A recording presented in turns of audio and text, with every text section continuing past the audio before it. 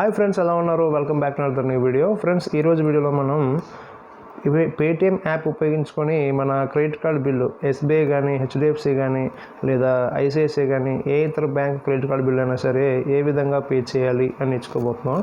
అయితే మనం అఫీషియల్గా ఎస్బీఐ అయితే ఎస్బీఐ కార్డ్ యాప్ ఉపయోగించుకొని, లేదా హెచ్డిఎఫ్సి అయితే హెచ్డిఎఫ్సి యాప్ ఉపయోగించుకొని మనం బిల్ అయితే పే చేయొచ్చు. అయితే అలా బిల్ పే చేయడం వల్ల మనకు ఎటువంటి క్యాష్ బ్యాక్ అయితే రాదు.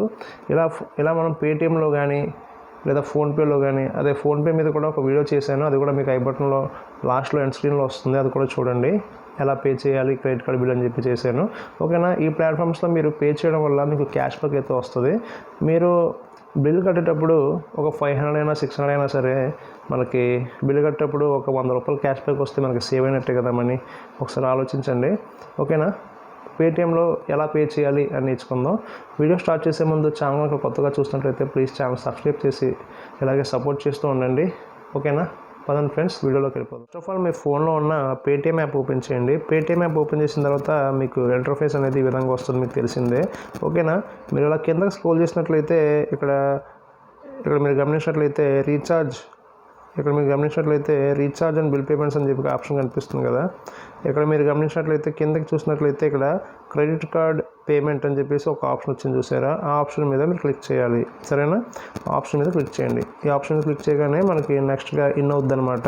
ఇప్పుడు మనకి ₹100 క్యాష్ బ్యాక్ రావాలంటే మనం ఏం చేయాలి? నార్మల్గా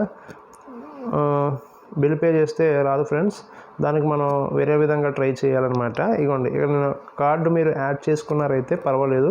ఒకవేళ మీరు మీ కార్డు యాడ్ చేసుకోకపోయి ఉంటే ఇక్కడ మీరు గమనించినట్లయితే ఇక్కడ పే అనదర్ కార్డ్ అని చెప్పేసి ఆప్షన్ ఉంది కదా, దానిపైన క్లిక్ చేయండి. దీనిపైన క్లిక్ చేయగానే ఇక్కడ ఎంటర్ క్రెడిట్ కార్డ్ నెంబర్ అని అడుగుతుంది.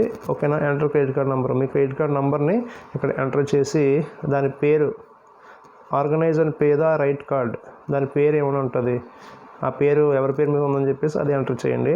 ఎంటర్ చేసిన తర్వాత ఇక్కడ డైరెక్ట్గా మీకు ఇక్కడ కిందకి వెళ్ళినట్లయితే ఇక్కడ ఆటోమేటిక్గా వచ్చేస్తుంది. ఓకేనా ఫ్రెండ్స్? నెక్స్ట్ అనే ఆప్షన్ వస్తుంది, దాన్ని క్లిక్ చేస్తే సరిపోద్ది. ఓకేనా?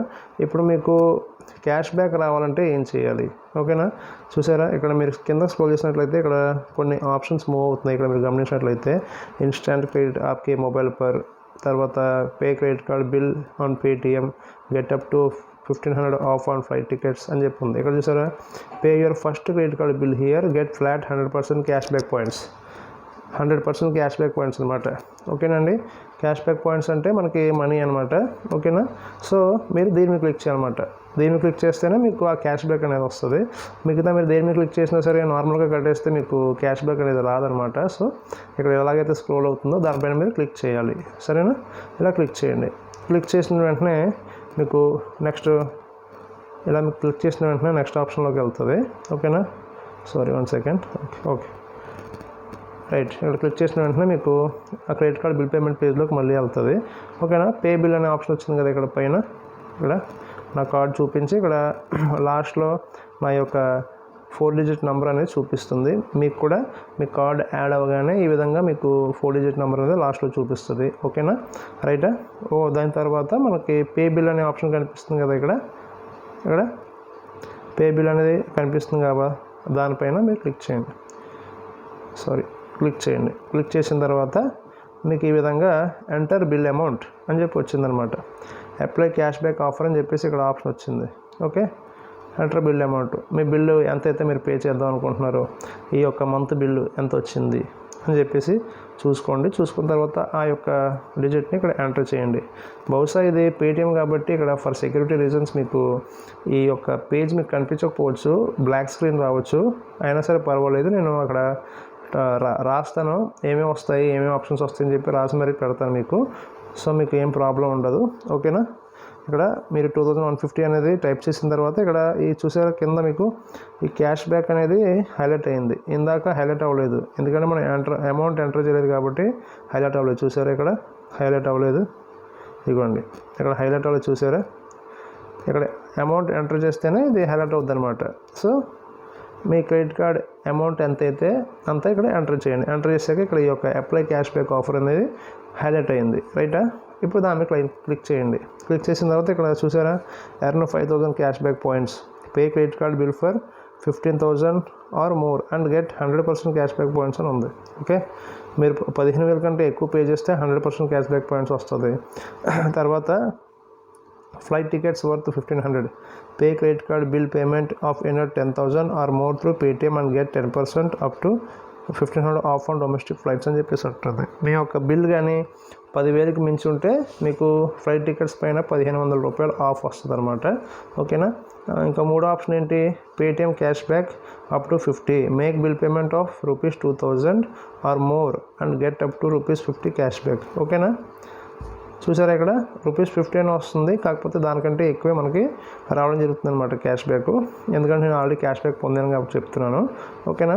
మేక్ బిల్ పేమెంట్ చూసారా, 2,000 కంటే ఎక్కువ కంపల్సరీ ఎవరైనా సరే స్పెండ్ చేస్తారు. సో ఆ 2,000 కంటే ఎక్కువ కనుక మీరు పే చేసినట్లయితే మీకు ఈ విధంగా వస్తుంది అనమాట. రైటా. ఇప్పుడు అప్లై అనే ఆప్షన్ మీద క్లిక్ చేయండి. అప్లై అనే ఆప్షన్ మీద క్లిక్ చేయగానే దానికి అప్లై అయిపోద్ది అనమాట. చూసారు ఇక్కడ రైట్ అని వచ్చి అప్లై అయిపోద్ది. అప్లై అయిన తర్వాత ఇక్కడ ప్రొసీడ్ టు పే అనే ఆప్షన్ వచ్చింది కదా, దానిపైన క్లిక్ చేయండి. దీనిపైన క్లిక్ చేయగానే మీకు తెలిసిన ఆప్షన్సే ఇంకేముంది, ఇంకా ఇక్కడ మీకు వేరే పేజ్ ఓపెన్ అవుతుంది. సెలెక్ట్ అయిన option to pay, me bank account numbers అనేవి ఇక్కడ చూపిస్తాయి. ఓకేనా. చూపించిన తర్వాత మీరు యూపీఐ ద్వారా, నెట్ బ్యాంకింగ్ ద్వారా, డెబిట్ కార్డ్ ద్వారా కూడా మీరు పే చేయొచ్చు. ఈ పేజ్ మళ్ళీ చెప్తున్నాను ఫ్రెండ్స్, మీకు కనిపించకపోవచ్చు. నేను ఇది ఒక ఫోటో అనేది మీకు అక్కడ పెడతాను, అసలు ఎలా ఉంటుంది ఏంటని చెప్పేసి. ఓకేనా. ఇది అయిపోయిన తర్వాత పే అనే ఆప్షన్ వస్తుంది కదా, పే ₹2,150 పే అనే ఆప్షన్ వస్తుంది కాబట్టి పే అనే ఆప్షన్ మీద క్లిక్ చేయగానే ఇక్కడ మీ యొక్క ఎంపిన్ ఉంటుంది కదా, యూపీఐ పిన్ ఏదైతే ఉంటుందో అది ఎంటర్ చేసేయండి. ఎంటర్ చేసి ఓకే చేసేసినట్లయితే మీ యొక్క క్రెడిట్ కార్డ్ బిల్ పేమెంట్ అనేది అయిపోతుంది అనమాట. సో ఈ విధంగా మీరు పేటిఎం యాప్లో మీ యొక్క క్రెడిట్ కార్డ్ అమౌంట్ని హెచ్డిఎఫ్సి అయినా సరే, ఎస్బీఐ అయినా సరే, లేకపోతే ఇతరత్ర ఏ బ్యాంక్ అయినా సరే మీరు పేటిఎం యాప్ ఉపయోగించుకొని ఈ విధంగా మీరు బిల్ అనేది పే చేయొచ్చు. సరేనా. ఇది వాళ్ళ వీడియో కనుక మీకు నచ్చినట్లయితే ప్లీజ్ లైక్ చేయండి, షేర్ చేయండి, ఛానల్ సబ్స్క్రైబ్ చేసి అలాగే సపోర్ట్ చేస్తూ ఉండండి. Thank you my dear friends.